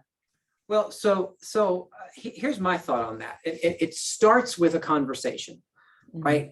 You have to start people out understanding that the market is what the market is. And if they choose to be a part of the market today, is it moving fast? Yes. Are there more buyers than there are listings? Yes. That doesn't mean that there aren't listings that are available, and there aren't listings that are available that they will look to purchase, right? Because remember, we do not have a listing shortage, right? That's part of, like, this kind of conversation is where understanding that we don't have a listing shortage plays a really big role. It's not about, well, I'll wait until there's more inventory. Well, there's not going to be more inventory. It's been the same for 7 years. Year to date, we've had the same number of listings. There's not more inventory. Is what you're saying you're going to wait until there's less competition? I'm not sure how that would work, right? I remember my grandmother always tells this story that when my mother first brought my father home, my grandmother has 4 kids, and my great grandmother was always around, and my great uncles. And so it was always, like, on a Sunday, there was always just tons of, having 20 or 25 people at the dinner table on a Sunday at my grandmother's house was pretty common. And my father was an only child who came from a very tiny little family. It was him and his parents, right? And when my mother first brought him home, he would come to the table and he would sit at the table. And he was used to not the melee and the chaos that existed in my grandmother's household, but he was used to someone kind of making him a plate and putting it down in front of him, because again, he was an only child and his mother kind of doted on him. And my grandmother said to him flat out, okay, look, if you expect to eat, you better dig on in, Bucko, because these kids are hungry and there's not gonna be anything left. And so I say that because it's kind of the same concept, right? If you expect to win, you have to dive in and get your hands dirty. And so having clarity around what the expectations should be is conversation number one. Conversation number two, I encourage this pretty much in any market. The conversation sort of needs to be, let me remove sort of, needs to be, Mr. and Mrs. Seller / buyer, please note that when you are in a situation of being both a buyer and a seller simultaneously, there is a level of faith that you need to bring to this whole process. The leap of faith is an important concept in being both a buyer and a seller. The leap of faith has everything to do with recognizing that when you put your house on the market, we can create an opportunity for you to give you the time you need to find the property that makes the best sense for you to purchase. Combined with the fact that you need to have that leap of faith that that property is going to show up once you have your buyer in place. I can tell you that in my career, I have never had someone become homeless. Right. We've always figured it out, right? And so it's that leap of faith that it's not about you finding something that you're in love with before you put your house on. It goes back to the chicken and egg conversation. What do I do first? Well, unless you can afford to buy a house without selling your house, what you do first is you list your house. That's the answer almost every single time. And then we build a contract on the sale of your current home that offers you some time and some protection to go and then find suitable housing, which exists out there. Just because you don't see it right now doesn't mean it doesn't. Like the people who bought the houses that came on this morning and last weekend, they were waiting around for them to come on too. So you're just the next session, right? You're the next seating in the restaurant. Am I making any sense, Ronnie? It's No, you're making expectations. 100% sense. I mean, It's being Yes. clear with expectations and then having the leap of faith conversation. So could I, on top of what Ronnie just said, Yeah. do you mean to say that you are not familiar with people that have sold their houses because it was a great offer and they haven't been able to find something that they like to buy in this pandemic market? Am I saying that I think that they don't exist? Well, or haven't come in? I'll give you a situation that I that I know of where there is a family that sold their beloved home because they got an offer that they couldn't refuse. And they couldn't find a place that they liked. And they looked from morning till night. And they were, because of the time, they had some temporary, it was so stressful. And for a couple of months, they, they stayed with friends and they didn't want to extend their welcome, and they ended up buying something that they're not happy with. Yeah. Well, so let's dissect that, right? Because what you're talking about, people made choices, right? People made choices. And the scenario that you just outlined, a seller made a choice to maximize their equity and sell a property that they owned. That was a choice they made, right? They benefited from being sellers. They put an extra $50,000, $75,000, $100,000, whatever it was, in their pocket by doing so. Finding a property to move to, having a leap of faith that something will be there for you doesn't mean that you don't have to rent for a year in some circumstances. It doesn't mean that you don't stay with family for 3 to 6 months. It doesn't mean that staying with friends isn't part of that process sometimes, right? But you have to a seller has to make a choice. Because what many of you are referring to is the idea that buying and selling at the same time should always be massively convenient and not put anybody out. And that's not real life, guy. I mean, I'm not sure, when does that occur in real life? And so am I apologetic that somebody sold their home, made an extra $50,000, $75,000, $100,000? They made that choice. And now they're in temporary housing, or they've decided to rent for a year to be on the lookout for something that they really want to purchase. I don't make any apologies for that at all. It's a choice they made. As long as they understood, and that's where we come in, they understood what that opportunity might look like. They understood what the market was presenting to them, and then made decisions. Remember, our job is to interpret current conditions such that the client can make the best business decision possible. In that scenario, again, I was not a part of it, so I'm only going by what Marion just said. In that scenario, somebody decided to cash out on a house. Just because they couldn't find something that they fell in love with in the time frame that they wanted to, doesn't mean that they didn't cash out on the house at the right time. Sometimes in order to say yes to one thing, you have to be willing to be a little inconvenienced, right? And so if they then chose to purchase something that they didn't like, well, that's a choice they made. They didn't have to do that. They had other options. They could have chosen to find other temporary scenarios. They could have chosen to rent for a year while the market settled down, right? They could have chosen to build a different contract around the sale of their home that maybe would have given them an opportunity to change their mind and step back into the home they sold. So all I'm saying is set proper expectations and then allow people to make decisions.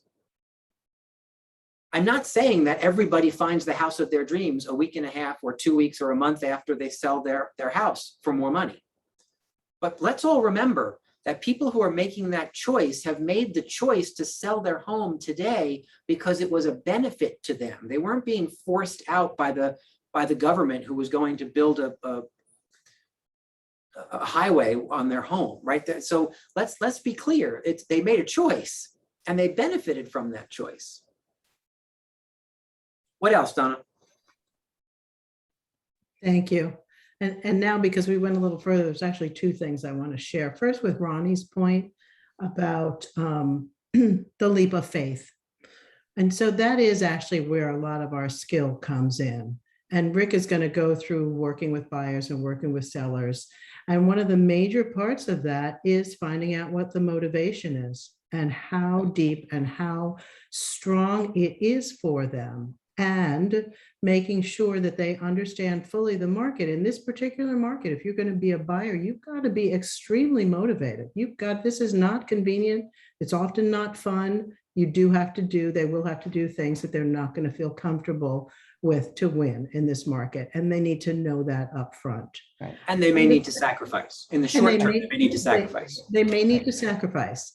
And yet, here's where the leap of faith also gets. Here's where we come in with that leap of faith. Oh, yeah, no.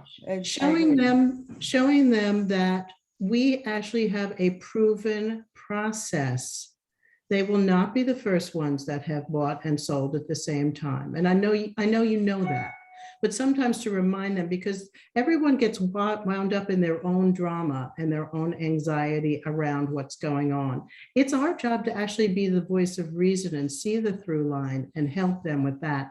And that can be a difficult conversation. That's why knowing the motivation is so critical. And that with the other situation, Marion's situation, I hate to say this, but I don't know who was advising them. I think that, and this is going to sound harsh, that might have been weak realtoring.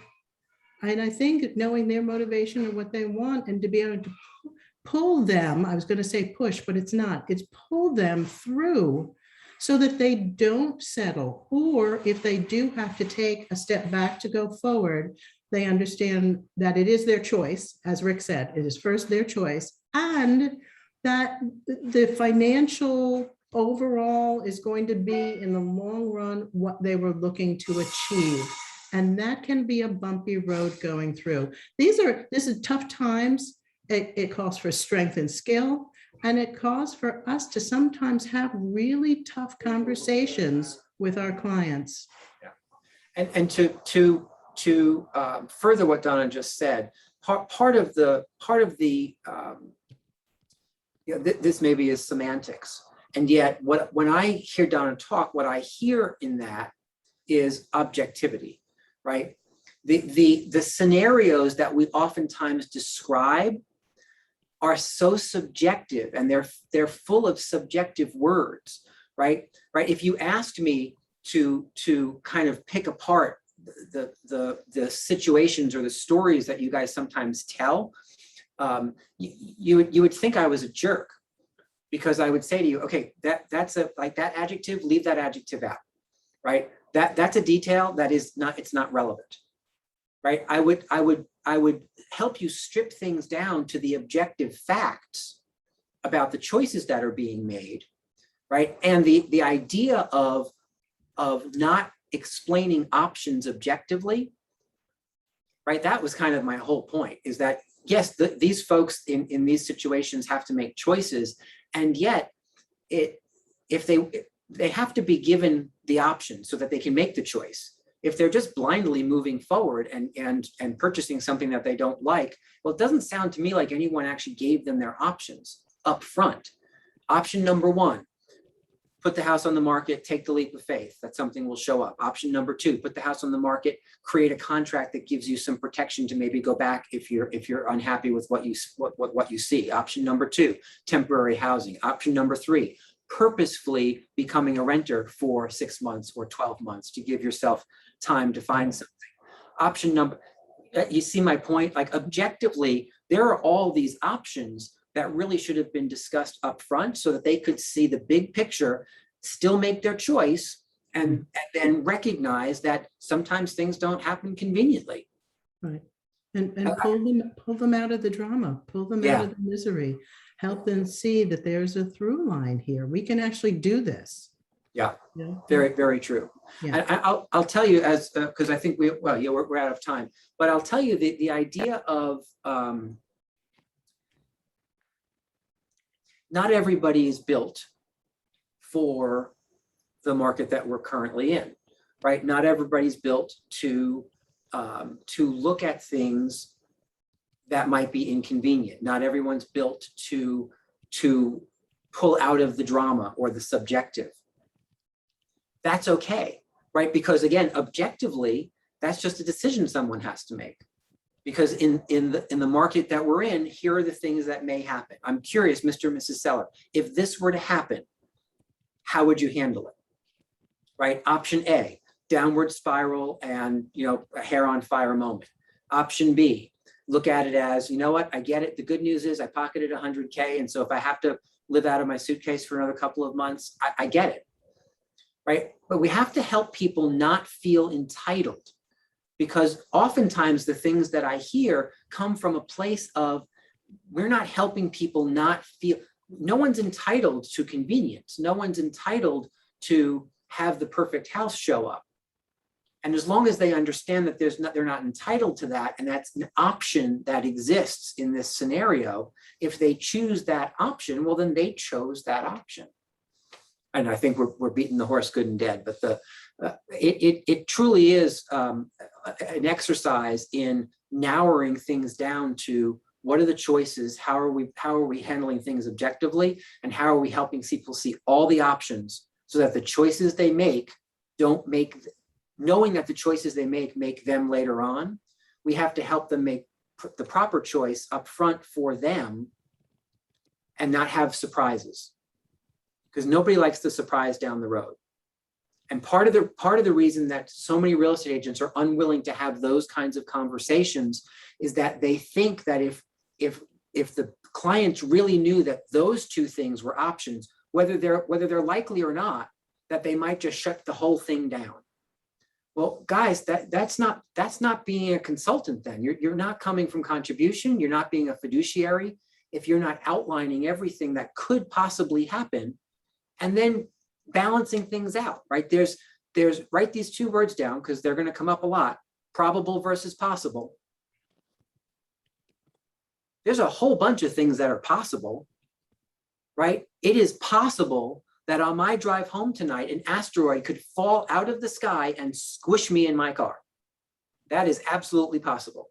Now, it is highly improbable, and yet it certainly is possible, right? And helping people see probable versus possible, I think if you do that well and objectively with options as the main goal, what you end up with is a conversation that roots people in reality and making good business decisions.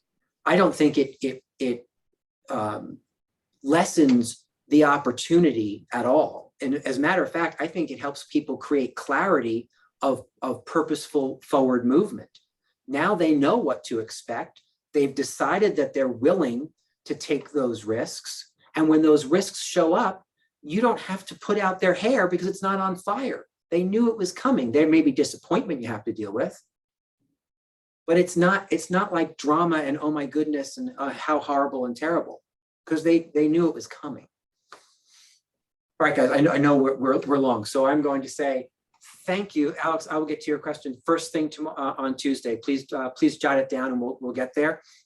And we will start in on those scripts. Do monitor those scripts. I hope this was a helpful conversation. I hope that you will pay attention to your strategic lead generation opportunities and build that business plan. Where are you going to focus? What sources of business will you focus on? We're going to have a quick conversation around that to start Tuesday. And then we're going to kickstart our seller unit. And here's what's fun. Part of what comes with the seller unit is some practice and some breakout rooms and some saying the words back and forth to each other. So you're going to get to experience a whole different version of learning and being together and helping each other out. So I'm happy to do that and excited to do that next week. Hey, I'm on tomorrow at 9 o'clock, so don't leave me hanging. 9 o'clock. I never get to do the Friday call, and you have me tomorrow. You're stuck with me tomorrow morning. So we're going to work on a bold law or two, and I'd be happy to have you at 9 o'clock. See you then. Have a great evening. Thanks again. Thank you, Rick. Thank you.